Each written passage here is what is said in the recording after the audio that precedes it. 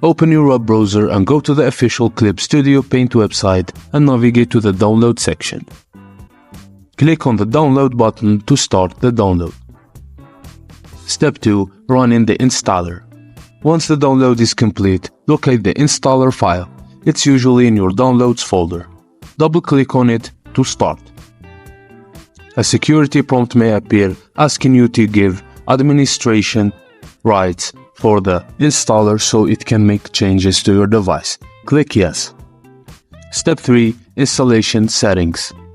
The Clip Studio Paint installation wizard will open. Click Next to proceed. You'll then be prompted to choose the installation location. You can either stick with the default or choose a different one. And click Next when you're ready.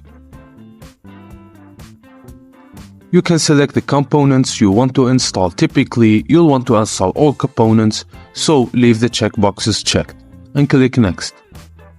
Now choose the Start menu folder or leave it as the default and then click Next.